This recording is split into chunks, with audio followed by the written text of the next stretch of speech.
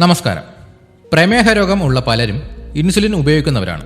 Insulin ശരീരത്തിൽ കൃത്യമായി പ്രവർത്തിച്ചാൽ മാത്രമേ ശരീരത്തിലെ പഞ്ചസാരയുടെ അളവ് നിയന്ത്രിക്കാൻ കഴിയൂ. എന്നാൽ ഇൻസുലിൻ ഉപയോഗിക്കുമ്പോൾ പലർക്കും ചില സംശയങ്ങൾ ഉണ്ടാവാറുണ്ട്. ഇൻസുലിൻ എടുക്കുന്നവർ നിർബന്ധമായും അറിഞ്ഞിരിക്കേണ്ട 5 പ്രധാനപ്പെട്ട കാര്യങ്ങൾ നോക്കാം.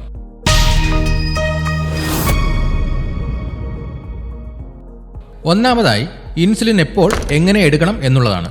നിർദ്ദേശിച്ച സമയത്ത് തന്നെ ഇൻസുലിൻ എടുക്കാൻ ശ്രമിക്കുക.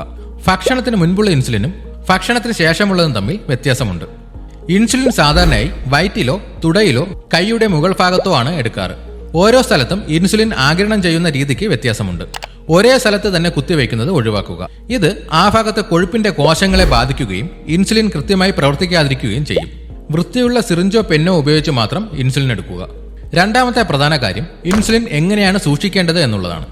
ഉപയോഗിക്കാത്ത ഇൻസുലിൻ ഫ്രിഡ്ജിൽ 2 ഡിഗ്രിക്കും 8 ഡിഗ്രിക്കും ഇടയിലുള്ള താപനിലയിൽ സൂക്ഷിക്കാം.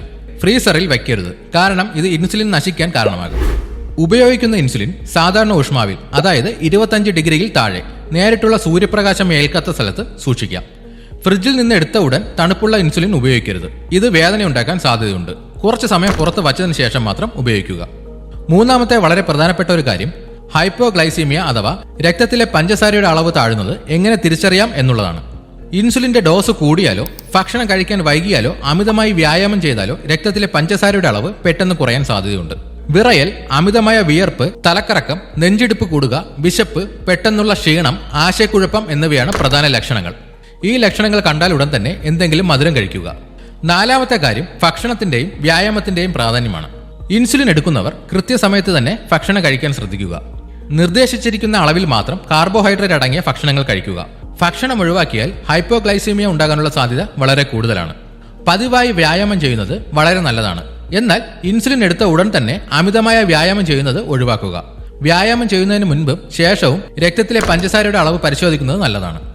അഞ്ചാമത്തേതും അവസാനത്തേതുമായ പ്രധാന കാര്യം, രക്തത്തിലെ പഞ്ചസാരയുടെ അളവ് കൃത്യമായി നിരീക്ഷിക്കുക എന്നതാണ്. നിർദ്ദേശിച്ച സമയങ്ങളിൽ ബ്ലഡ് ഷുഗർ ലെവൽ പരിശോധിക്കുക. ഇത് ഇൻസുലിൻ ശരിയായ അളവിലാണോ പ്രവർത്തിക്കുന്നത് എന്ന് മനസ്സിലാക്കാൻ സഹായിക്കും. ഇതുപോലെയുള്ള ഹെൽത്ത് ടിപ്സിനായി ഈ ചാനൽ ഇപ്പോൾ തന്നെ സബ്സ്ക്രൈബ് ചെയ്യുക.